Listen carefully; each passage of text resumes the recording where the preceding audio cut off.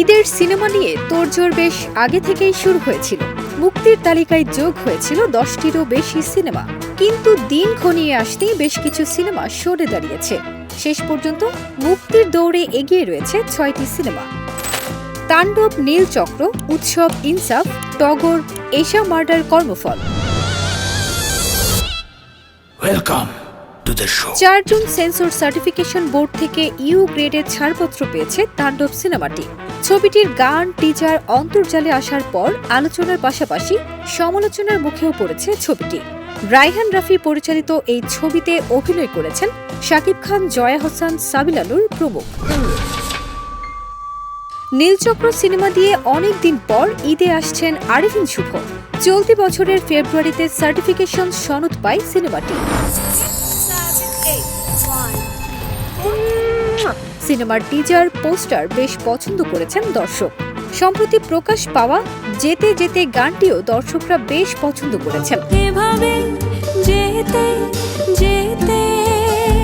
মিঠু খান পরিচালিত এই ছবিতে আরও অভিনয় করেছেন মন্দিরা চক্রবর্তী, ফজলুর রহমান বাবু প্রমুখ।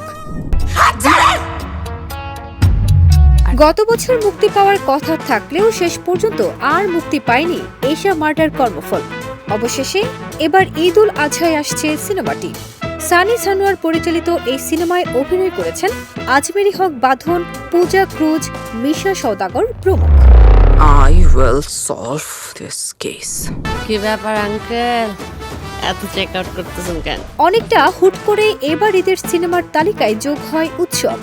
পরিবার কেন্দ্রিক গল্প নিয়ে নির্মিত ছবিটির ট্যাগলাইন পরিবার ছাড়া দেখা নিষেধ। গতকাল মঙ্গলবার সার্টিফিকেশন সনদ পায় সিনেমাটি।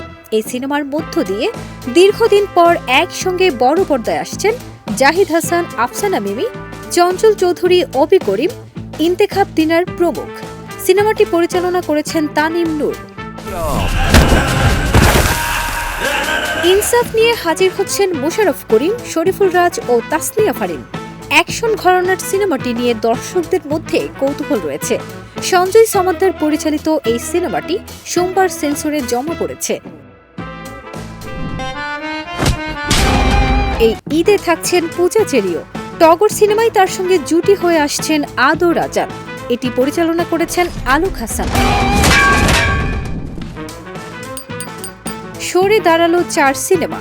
গত সপ্তাহে মুক্তির তালিকাতে থাকলেও সরে দাঁড়িয়েছে ঈদের 4 সিনেমা।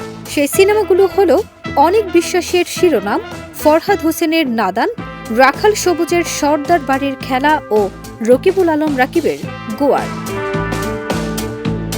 ফারজানা নিকিতা, দেশ রূপান্তর।